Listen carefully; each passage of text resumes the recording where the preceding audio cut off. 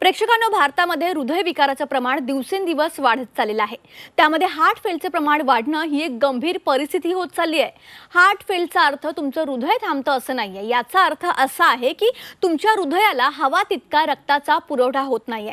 आणि सामान्य लोकांमध्ये हार्ट फेलबद्दल जागरूकता असणं खूप गरजेचं आहे, कारण त्याचे रिस्क फॅक्टर्स म्हणजेच जोखीम घटक लक्षात आले आणि त्याबद्दल जागरूकता असेल तर त्यावर वेळीच ट्रीटमेंट होऊन अकाली मृत्यूचं प्रमाण कमी होण्यासाठी मदत होऊ शकते. तर याच विषयातलं सविस्तर मार्गदर्शन घेण्यासाठी आपल्यासोबत ऑनलाईन जोडलेले आहेत या विषयातले तज्ञ डॉक्टर अमय आमोणकर, डॉक्टर राहुल दादासाहेब सावंत आणि डॉक्टर श्रद्धा रुनवाल गादिया. डॉक्टर, स्वागत आहे तुम्हा तिघांचं. नमस्कार. नमस्कार. डॉक्टरांची ओळख आपण थोडक्यात करून घेऊयात. डॉक्टर अमय आमोणकर हे MBBS MD general medicine DM cardiology असून एक सल्लागार इंटरव्हेन्शनल कार्डिओलॉजिस्ट आहेत. ते ठाणे येथील HG सुपर स्पेशालिटी क्लिनिक व कौशल्य हॉस्पिटल येथे कार्यरत आहेत. डॉक्टर राहुल सावंत यांनी MBBS MD medicine CCT cardiology UK मधून पूर्ण केलेली आहे. यांचे हृदयमित्र कार्डिओ क्लिनिक आणि वाडिया दीनानाथ मंगेशकर हॉस्पिटल येथे ते कार्यरत आहेत. डॉक्टर श्रद्धा रुनवाल गादिया यांच्याबद्दल थोडक्यात जाणून घेऊयात. या मराठवाड्यातील पहिल्या DM कार्डिओलॉजिस्ट आहेत आणि त्या doctor Runwal हृदयम heart care centre औरंगाबादच्या डायरेक्टर आणि चीफ इंटरव्हेन्शनल कार्डिओलॉजिस्ट आहेत. चला तर विषयाला सुरुवात करूयात. डॉक्टर अमय, मला तुमच्यापासून सुरुवात करायची आहे. सगळ्यात महत्त्वाचा प्रश्न सुरुवातीला घेते की हार्ट फेल्युअर म्हणजे एक्झॅक्टली काय असतं? सो हार्ट फेल्युअर हा एक क्लिनिकल सिंड्रोम आहे जिथे हार्ट आपलं काम योग्यरित्या करत नाही. That means the heart is not functioning well or optimally.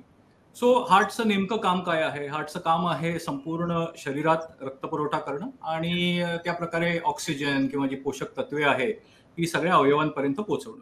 आता काही रुग्णांमध्ये हृदयाच्या ज्या मांसपेशी असतात त्या दगावतात किंवा हार्ट अटॅक नंतर त्यांना डॅमेज होतं. अशा वेळेला हार्ट कमकुवत होतं आणि ते ॲडिक्वेटली पंप करत नाही आणि रक्तपुरवठा करू शकत नाही. आता काही रुग्ण असे असतात ज्यांना लॉंग स्टँडिंग ब्लड प्रेशर आहे आणि त्याच्यामुळे हृदयाचे स्नायू जाड होतात, हार्ट स्टिफ होतं. अशा वेळेला हृदयाला जास्त मेहनत करावी लागते आणि हार्ट आपलं काम योग्यरित्या करू शकत नाही. सो हार्ट फेल्युअर म्हणजे काही हार्ट फेल होणार किंवा बंद होणार असं नव्हे, तर ते आपलं काम योग्यरित्या करत नाही. डॉक्टर राहुल, तुम्हाला मला असं विचारायचं आहे की हार्ट फेल्युअरची चिन्ह आणि लक्षणं एक्झॅक्टली कोणती असतात, म्हणजे जेणेकरून आपल्याला आधीच ओळखता येईल? सुरुवातीला दम लागायला लागतो. जेव्हा ते चालतात फिरतात तेव्हा त्यांना श्वास घ्यायला त्रास होतो. तसंच रात्रीचा खोकला येतो, रात्री झोपेतून उठायला लागतं, दम लागून पेशंटला उठून मोकळी हवा घ्यावीशी वाटते. तसंच काही पेशंटला पायावरती सूज येते, थोडंसं नॉशिया म्हणजे उलटीसारखं वाटायला लागतं, पोटात दुखायला लागतं.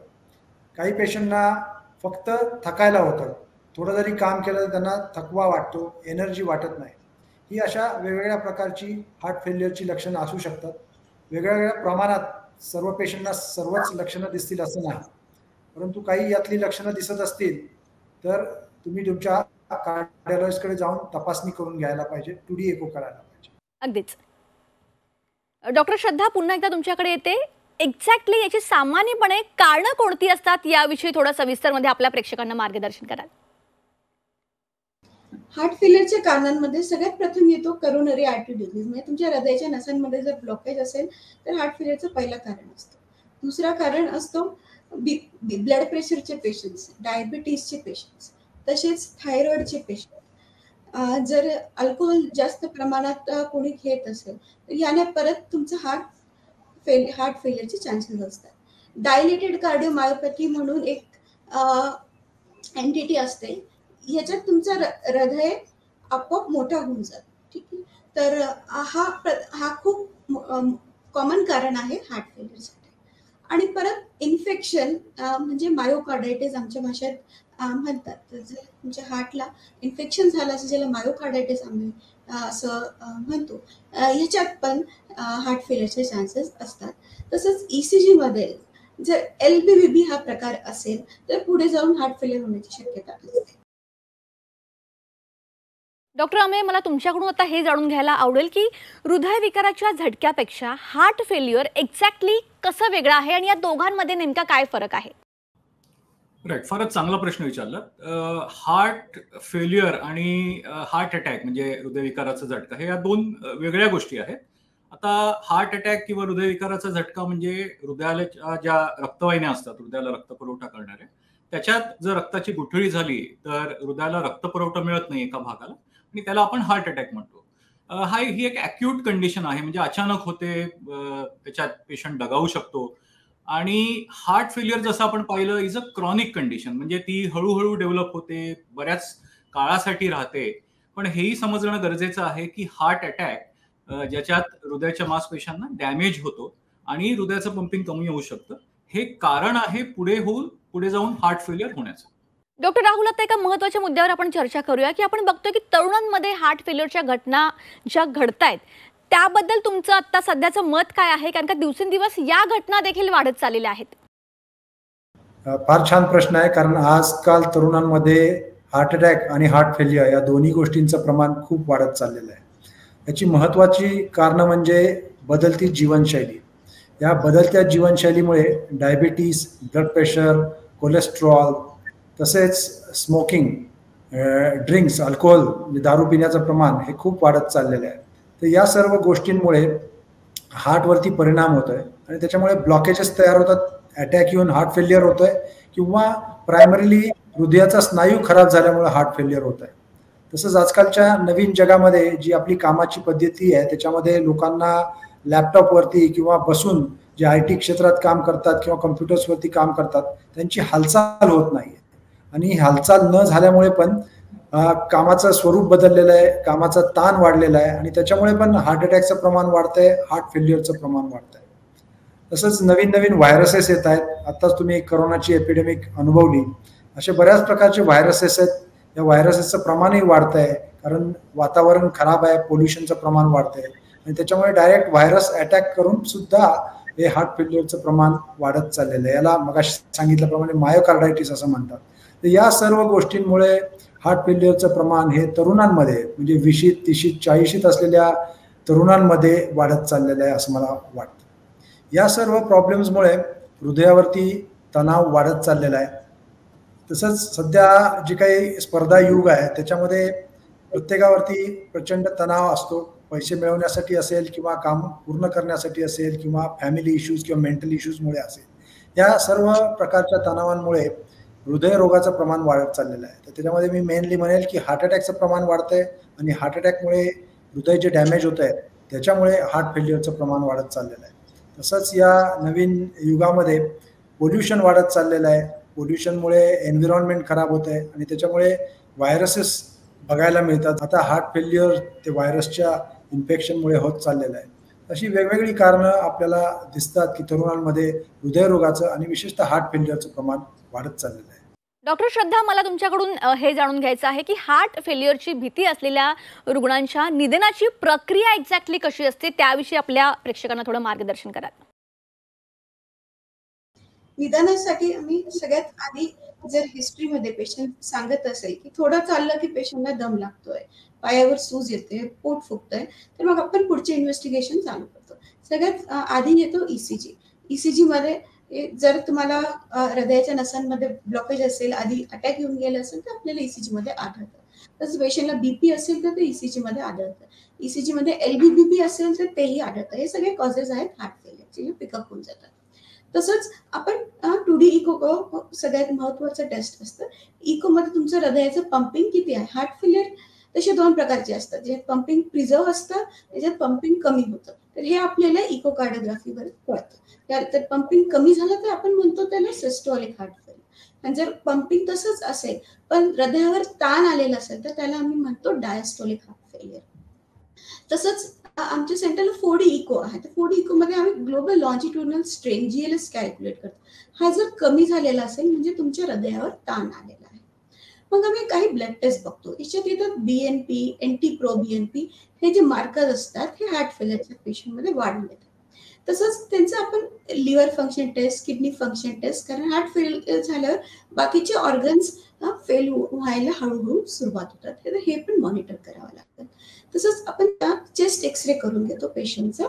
तर जे डायलेटेड कार्डिओमायोपॅथीचे पेशंट असतात त्यांच्या हृदयाची साईज वाढून जाते, कुणाच्या फुफ्फुसमध्ये पाणी जमा होतं, हे सगळं आपल्याला एक्सरेमध्ये दिसून येतं. डॉक्टर अमेय, मग आता एक्झॅक्टली हार्ट फेल्युअरचं व्यवस्थापन कसं केलं जाऊ शकतं किंवा त्याचे उपचार कसे केले जातात याविषयी थोडं सांगाल? ओके.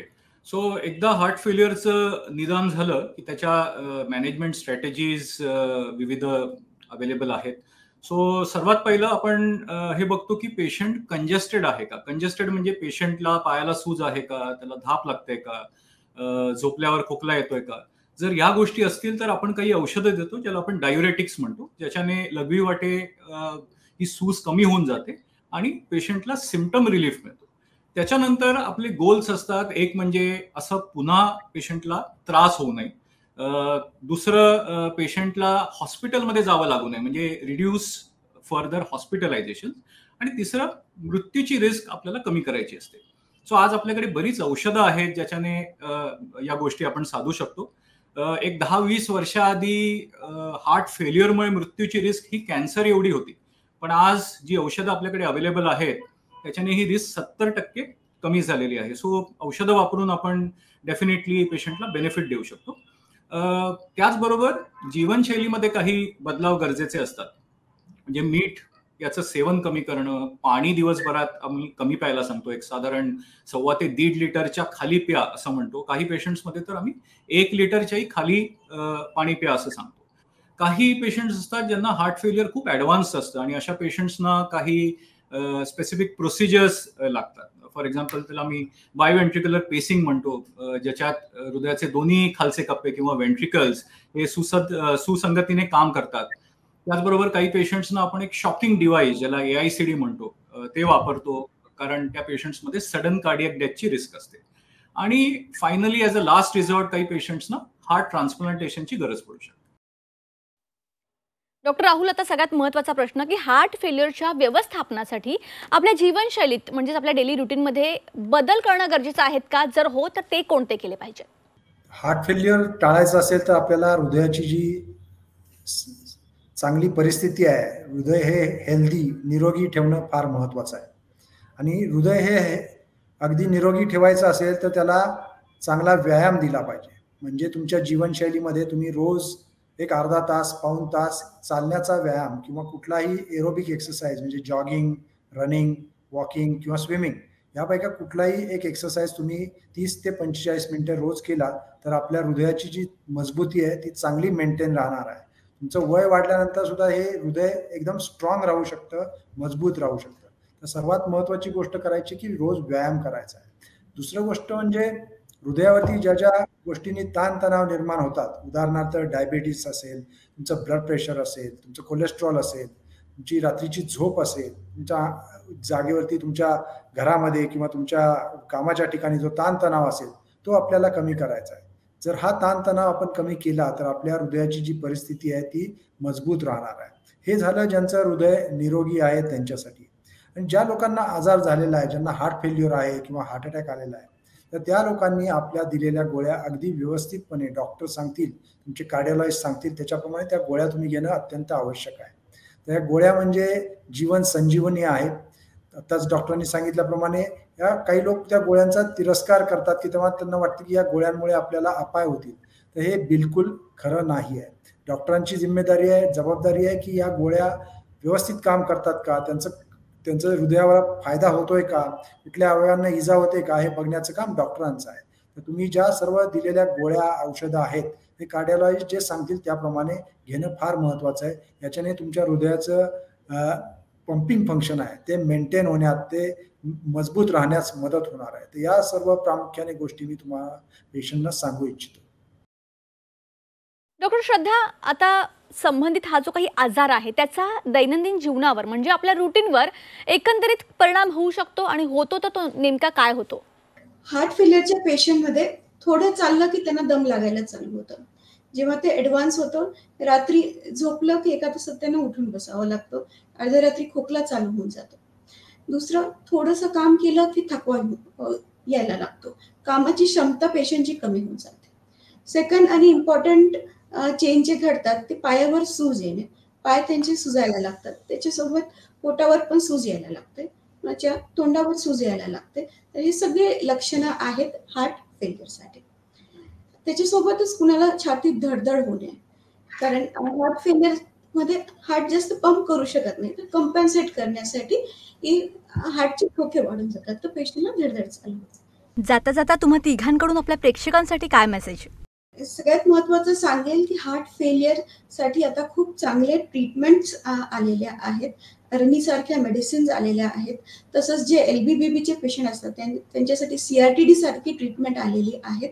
तर जर तुम्ही प्रॉपर ट्रीटमेंट, रेग्युलर ट्रीटमेंट तुमच्या कार्डिओलॉजिस्टकडून घेणार तर definitely heart failure is now much treatable as compared to earlier. Doctor Rahul Sawant, तर पेशंट्सना आणि सर्व समाजाला जर त्यांचं हृदय चांगलं ठेवायचं असेल तर त्यांनी रोज 30 ते 45 मिनिटे चालण्याचा व्यायाम करा.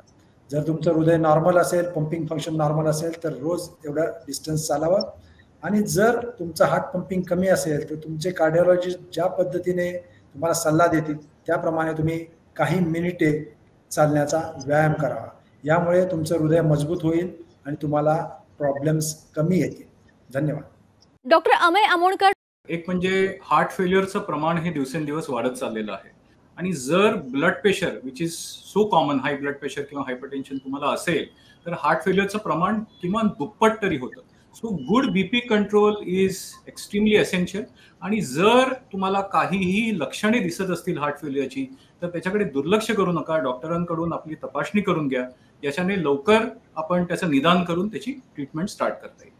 डॉक्टर अमेय अमोणकर, डॉक्टर राहुल दादासाहेब सावंत आणि डॉक्टर श्रद्धा रुनवाल गादिया, तुम्ही या ठिकाणी कनेक्ट झाला, इतकं चांगलं मार्गदर्शन केलं त्यासाठी तुमचे मनापासून धन्यवाद. प्रेक्षकांनो, एकंदरीत आपलं हार्ट निरोगी राहण्यासाठी, स्वस्थ ठेवण्यासाठी आपण वेळोवेळी तज्ज्ञांची भेट घेणं आवश्यक आहे. आपल्या जीवनशैलीत बदल करणं गरजेचं आहे. आज आपण हार्ट फेल्युअरच्या व्यवस्थापनासाठी जीवनशैलीत कोणते बदल केले पाहिजेत, हार्ट फेल्युअरची चिन्ह, लक्षणं काय आहे, त्याचं व्यवस्थापन कसं करता येऊ शकतं, याविषयी डॉक्टरांनी अतिशय उत्कृष्ट असं मार्गदर्शन केलेलं आहे. आशा करते तुम्हाला याचा नक्कीच फायदा होईल. कार्यक्रमात आता वेळ झाली इथेच थांबण्याची. नमस्कार.